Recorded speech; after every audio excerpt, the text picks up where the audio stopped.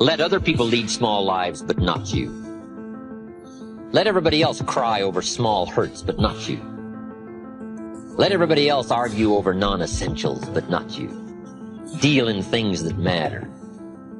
Make sure what you do is the product of your own conclusions. Take advice, but not orders. Let everybody around you be helpful, but then put that through your own mental computer and make sure what you do is the product of what you've concluded based on all the input. All of us should be students of inevitability.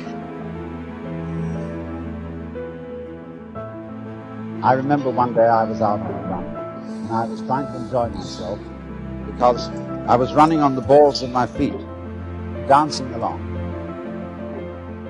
And a fellow came up behind me who was running on his heels. He was jogging. And he was going clump, clump, clump, clump, clump, clump, clump. I said to him, "What's the matter with you? You're running on your heels. You're jarring your whole body all the way through." Okay, but he stuck to it, and he became the champion long-distance runner of the school. But he didn't enjoy it. It was work.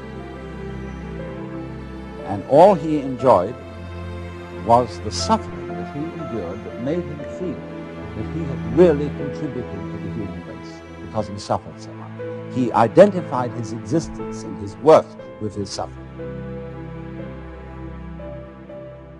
Without kidding myself, if I keep up my current daily practices, where will it take me in 10 years without being disillusioned? I got to learn to look into the future called inevitable. I don't want to just cross my fingers and walk the wrong road. Sometime in the development of man, maybe 3, 4, 5,000 years ago, we developed self-consciousness in a peculiar way. We began to realize that by directed thought, we could control our environment. And then it was, you see, that we had a sense of responsibility. Pessimism, the deadly disease of always looking on the bad side, the problem side, the difficult side, checking all the reasons why it can't be done. The poor pessimist leads an ugly life. Don't ask for security, ask for adventure. Better to live 30 years full of adventure than 100 years safe in the corner. And see, it's not important how long you live. What's important is how you live. We forget that we create the situation. Then we give our power away by blaming the other person for our frustration.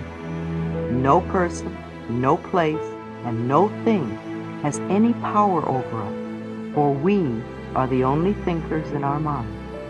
We create our experiences, our reality, and everyone in it. When we create peace and harmony and balance in our mind, we will find it in our lives. The neck and throat are fascinating because so much stuff goes on there. The neck represents the ability to be flexible in our thinking, to see the other side of a question, and to see another person's viewpoint.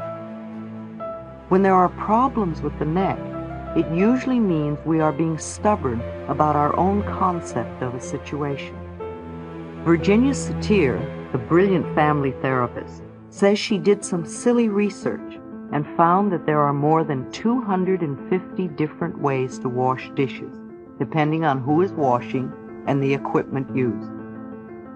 If we are stuck in believing there is only one way or one viewpoint, then we are shutting out most of life.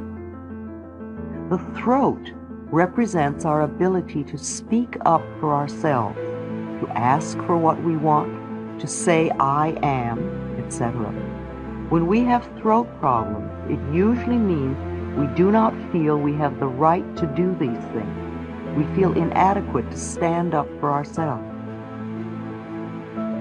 Sore throats are always anger. If a cold is involved, then there is mental confusion too. Laryngitis usually means you are so angry you cannot speak. The throat also represents the creative flow in the body. This is where we express our creativity. And when our creativity is stifled and frustrated, we often have throat problems. We all know many people who live their whole lives for others.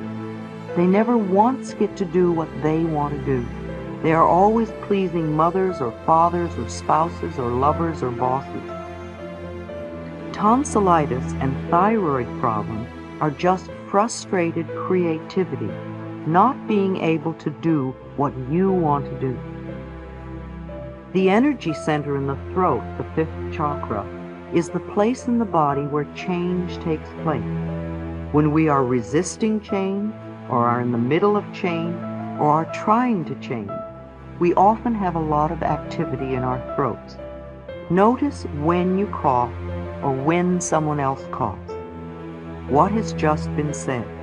What are we reacting to? Is it resistance and stubbornness?